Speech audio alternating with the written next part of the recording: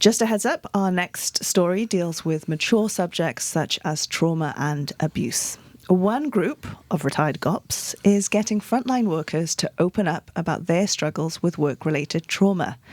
A few years ago, they decided to create the Retired Winnipeg Police Service PTSD support group.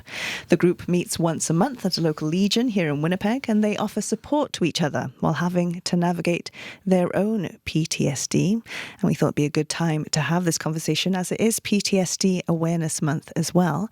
We are joined by the co-founders of the group, Jerry Maryinuk. Good morning, Jerry. Thank you for having us. Russ Lelliott. Good morning, Russ. Good morning to you too, Nadia. Denis Fontaine as well is also one of the co-founders. Hi, Denis. Good morning, Nadia. And we're also joined by the chairperson and first woman to join the group, Pam Steciuk. Hi, Pam. Good morning, Nadia. Thanks for having us. Russ, Denis, Jerry, you are the kind of co-founders of this group, and you all had different entry points into why you wanted to start this group. So I would love to kind of unpack that story. Denis, let's start with you. What was your experience that led you to wanting to start a group like this? Well, I retired 26 years ago now. In 2021, I started really mentally crashing. And it's stuff that had been affecting me since the day I retired back in '99. And I ended up in a position where I was suicidal. I think if I'd have had a weapon, I would have probably done something stupid. Anyways, I found out about a group called Wounded Warriors and reached out. And by the grace of God, they had me in therapy within 6 weeks. They flew me to Steciuk, BC. I did a week long of TRP1. It's trauma therapy, first level with Wounded Warriors. I came back home, and I ended up on a artist tour, The Wave, which is. And when I read the artist, I saw that Jerry's name was on the list, and I said to my family, I said, "Well, we're going to see this guy first." And that's when I ended up at Jerry's place, and I was watching him bounce around. Excuse me. And I leaned over to my wife and I said, "Jerry's got PTSD." And she kind of looked at me and said, "I can smell that stuff now." and anyways, we had a bit of a chit chat, and I said, "Well, does this happen?" And he goes, "Yeah." I said, "Go get diagnosed, buddy, and go get some help with Wounded Warriors."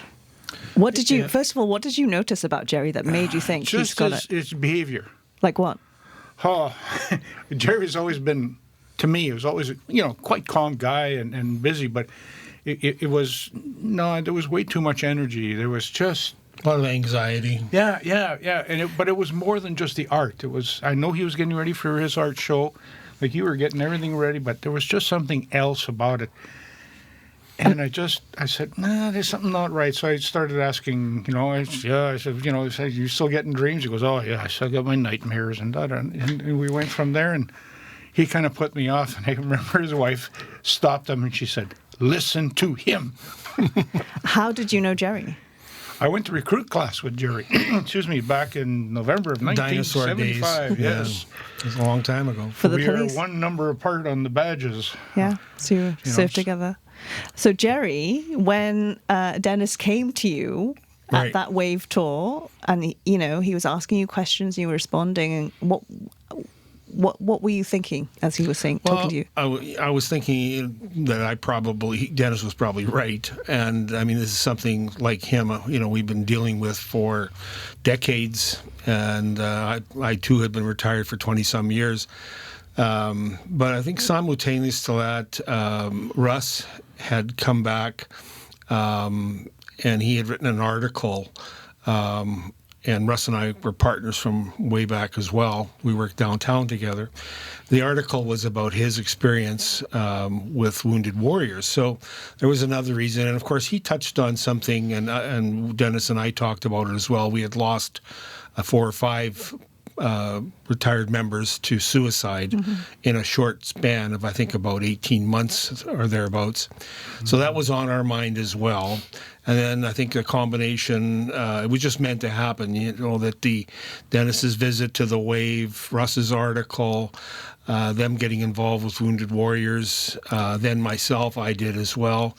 The natural progression, I thought, of course, was that we should try and do something about this. And Jerry, what did you experience during your time with the Winnipeg Police Service that left you struggling?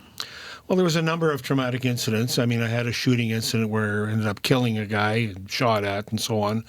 That was one of them. I also worked in child abuse as a detective for a while, and I used to have nightmares with my kids' faces on the bodies of the cases that I was working on. And, that stayed with me for a long time. And, I never got any help. There was no help available. We didn't have any kind of help. Sadly, I think going back to the shooting incident, our therapy, these people meant well. They were senior detectives that were involved with robbery homicide. And their therapist was a bottle of whiskey. I mean, my partner and I were given a bottle of whiskey as our therapy while we were doing our notes. And that was just sort of the way the police world worked. I mean, you couldn't ever say anything, otherwise you were not capable. You shouldn't be a police officer. Yeah. You're not supposed to show that weakness. Russ, Jerry mentioned this article that you wrote. Tell me a little bit about what you wrote in that article and specifically how your PTSD impacted your marriage, which is kind of what you were very open about. Okay. It was April of 2022 that I attended the Wounded Warriors couples resiliency program with my wife. But that came about as a result of one of our members taking his life, and it was posted on our vet's website that if anybody was experiencing any kind of difficulties, to give this fellow a call. It was Steve Bowen. He's a retired military and also retired police officer. So I called Steve and I went and spent some time with him, and he says, I'll connect you with Wounded Warriors. And so he did. In 2 days, I got a phone call. In 3 months, Michelle and I were on an airplane to Rocky Mountain House, Alberta. And so tell me a little bit about how your experience with PTSD impacted your marriage. Well, all the typical consequences of PTSD, anger, anxiety, supervigilance, all that stuff impacts it on your partner. You're quick to anger, all those things. Yeah. And your wife also had PTSD. My wife also has PTSD, diagnosed in 2015, I believe it was. And the problem is there's no therapy for her unless she wants to go through the public health system, which is a 2-year wait to get psychiatric help. Was her PTSD related to being a spouse of a police officer or separate? Well, probably that as well, but mostly it was from previous family experiences. Her first husband died of renal cancer at a young age. What was it like because you wrote this article kind of, sharing your experience. What was it like to publicly share that you, have or struggle with PTSD and that, you're getting couples counseling for it? Well, first of all, I had to get Michelle's of course, agreement. Yeah. But then I thought there has to be other people out there that are going through the same stuff. Mm-hmm. And I didn't feel reluctant about sharing what was going on in our lives. So I said, yeah, I'm going to write this little article and put it in our magazine. And then that's how I got to connect with these guys. Yeah. There was a domino effect, right? And so the three of you decide to start this group. Initially all men until Pam joined, the first female and the first civilian, not a retired member of the police force. So Pam, what led you to joining this group? Well, I had noticed posting on a private Facebook group page that these 3 guys were wanting to put together a retired members peer support group. And something about it just kind of triggered something in me. Part of me was like, okay, I knew of them because they retired shortly after I started in the communications center. And so I found it interesting that it was people who had retired 20 plus years before that were now coming forward and saying stuff. I had put together a presentation for a conference I was going to and was doing it on vicarious trauma for some reason. And as I was doing it, realized I had done it because I needed to learn the information myself because I recognized all the symptoms in myself. And this was after I had left the service. And so I thought, well, if these guys notice that there's something wrong, and I'm noticing that there's some feelings and vicarious trauma symptoms in myself, then it's probably or happening to other people as well. So I wanted to go and see who was attending the group, if there would be any other civilian members that attended, because they did say it was open to anybody. So I went and walked into the restaurant, and there was a group of guys around the table, and it was just like, okay, me and my boys again. And but again, it was very interesting to see that the majority of people there were officers who had retired a number of years ago. And again, seeing that there was no civilian staff there, I still am working on getting more civilian members to attend these meetings because it is important for them as well to understand the effects of what we do on the civilian side opposed to. Oh, I want to hear more about your experience as a 911 operator and the kind of struggles that you had in that position. Well, like Denis, I loved my job. I loved the shift work. I loved the variety of the job. I loved helping people. But the thing you don't realize as a 911 operator, call taker, dispatcher, is all the what I call micro traumas that you're piling on yourself with every call that we take. People don't call 911 or the non-emergency line for the most part because they're having a good day. They're calling because they're having one of the worst days of their life and they're needing help. And they're screaming at you. They're calling you every name under the sun. They're, expecting immediate response. And within pretty much 10, 20 seconds, we as a call taker have to determine what the issue is, the priority of it, and as a dispatcher, how many cars to send, all of this. And you somewhat become desensitized because as a call taker, you can't get emotional. You can't take on the trauma that the person is experiencing because you're not there. And so you have to step back. You have to take control, but unbeknownst and psychologically, your brain is still taking in everything that they're saying. And without you even realizing it, your brain is starting to play a movie of what's going on by what you're hearing, what you're being told, the background noises, all this other stuff that's going on. And sometimes what you see in your mind is way worse than what's happening in reality. And this keeps going because as soon as you hang up the call, you're getting another one and another one and another one. And it doesn't stop for the call takers or the dispatchers. And it's just continuous. And so sometimes, again, you don't realize all that you're taking on. And like I said, I loved the job. And it was only after I left and recognized some of these symptoms that I could look back and go, oh, okay, that's when I started to, see some changes in myself. And you also never know what happens at the end of that call. Right. It's like you're reading a book and the last few chapters are ripped out. And, officers who are on the street who get assigned to a call, it might be several hours, it might be their entire shift that they're focusing on that one call, and they handle it from pretty much beginning to end. As a call taker, we take the call, we enter it, we go with what we've got, but we have to hang up because the calls are stacking up.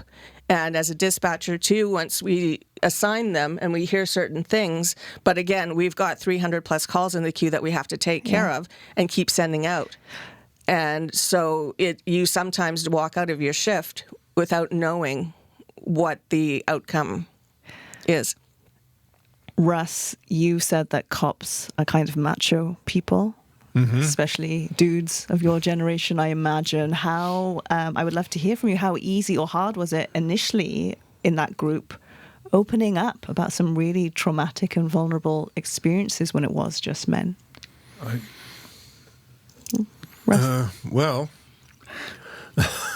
I don't know really how to answer that one, but for me, it was basically swallowing my pride. It was basically swallowing my pride and like that old thing is, damn the torpedoes, full speed ahead.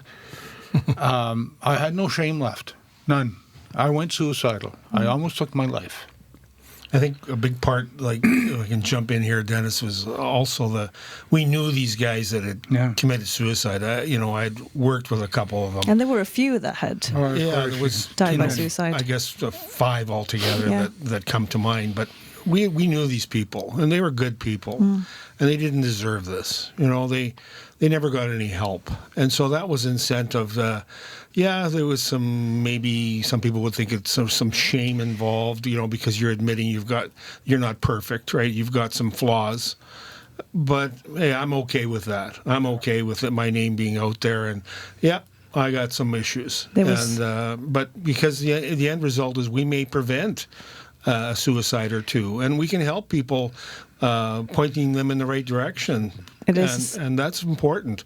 It's a big part of our lives now, this group that we started. And the sacrifice, it's small. It really is. And it's simple things like at the meetings, we tell people that 24 hours a day, 7 days a week, my phone's on. Call me. If you're having it takes 8 minutes with talking to a person to change their mind. 8 minutes, that's all. And I tell people, I have my 8 minutes. I don't give a dang if it's 3 a.m. My phone's on. Yeah. Call me.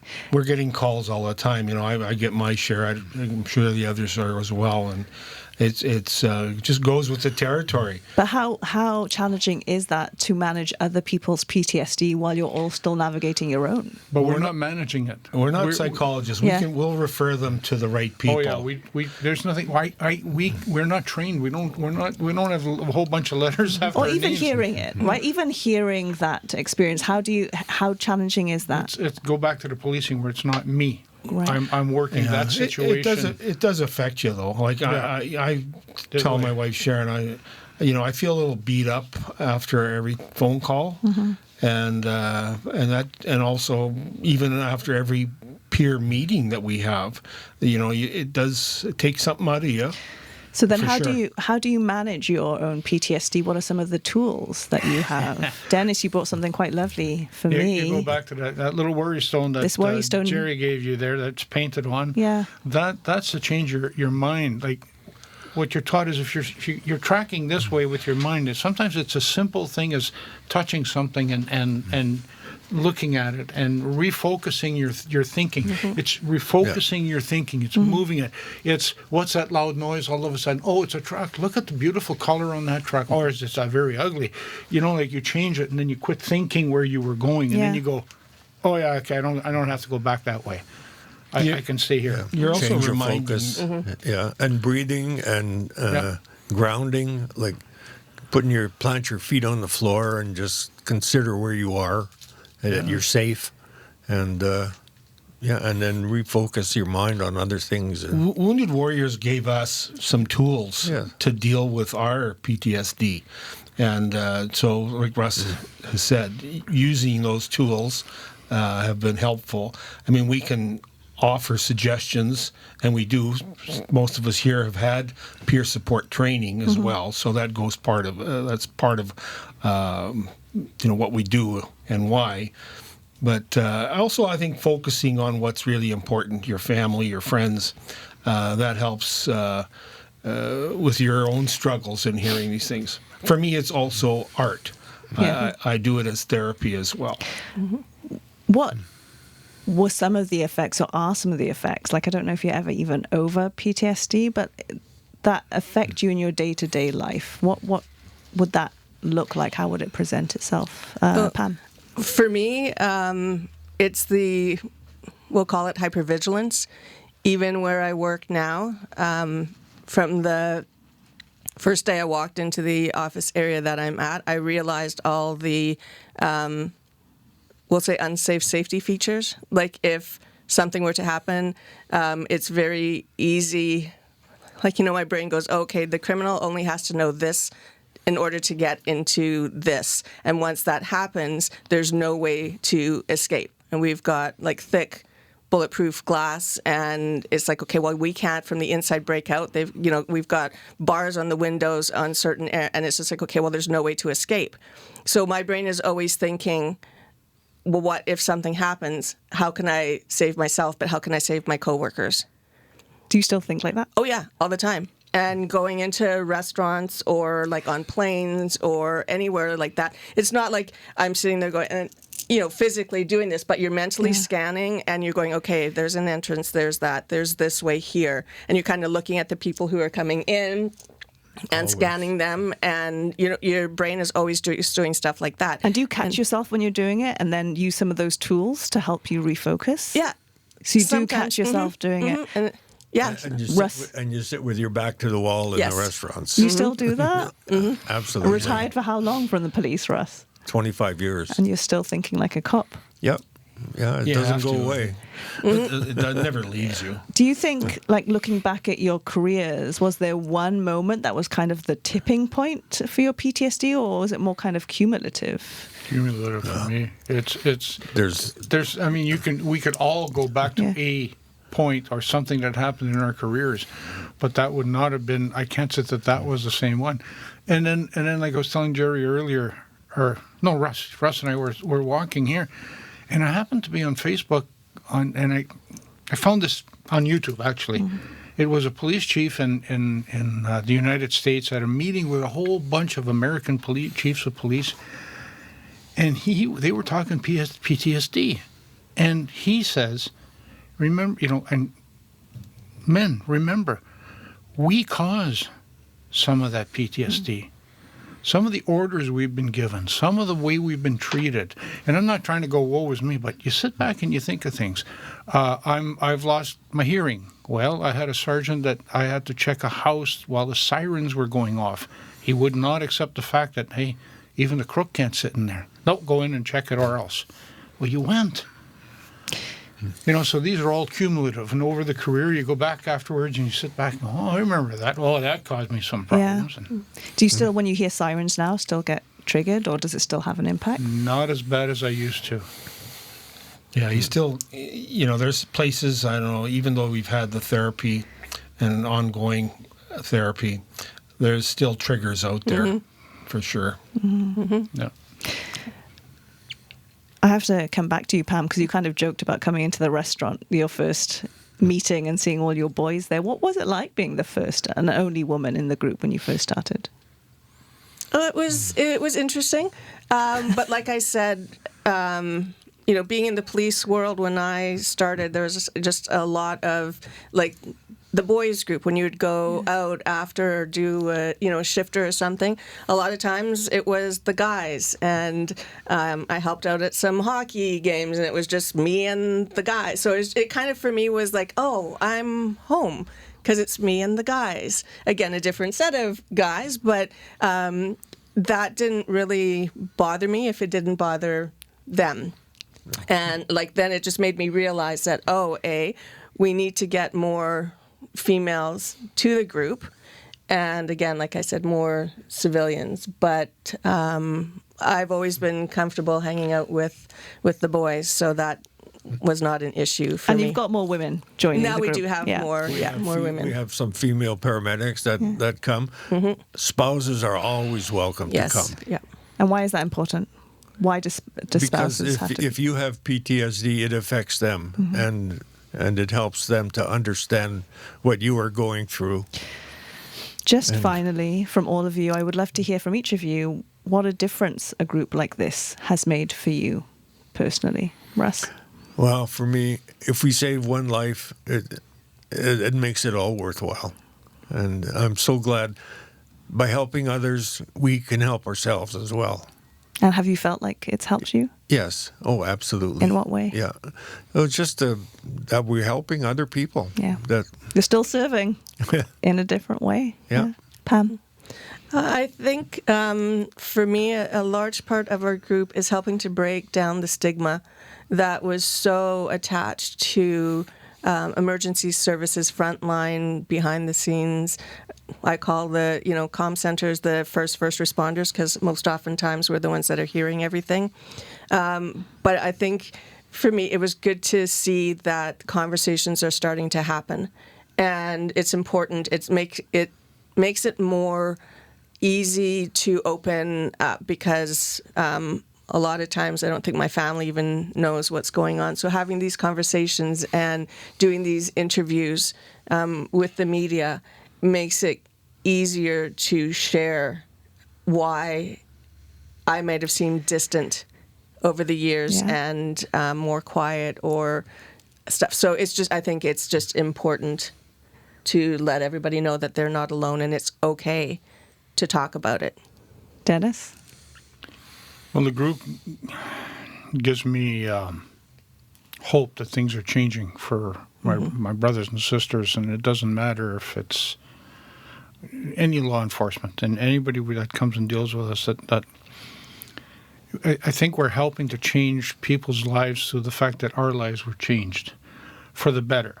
Now I see myself as a better husband. I see myself as a better grandfather. Just a better human being. I try to be way more tolerant than I used to be. Where the anger issues, the reactions, now I sit back and go, well, did I cause that? And oh, wait a minute, I should have shut up here. So, Jerry, what about you? Well, it's echoing everybody else's thoughts for sure. I guess they're hoping that the next generation of cops don't have to go through what we went through. That's a big part of it for me. That we're raising an awareness, we're maybe causing the powers to be today politically and within the police service that they should consider a police officer as important even after they retire. Like I said earlier, perhaps we weren't on air then, but Regina PD, for example, has a program. When you retire, you get $1,500 towards psychiatrists or psychologists' help to deal with PTSD, because we know that 80% or more of the police officers that retire after a long career, they're going to have some kind of PTSD. And I hope Winnipeg follows suit with Regina and gets help for those people. I know they have a wellness program, but I think the awareness that we're creating is really important as well. Jerry, Denis, Pam, Russ, thank you so much for having this conversation with us. Thank you. thank you. Pleasure to be here. Thank you, Nadia.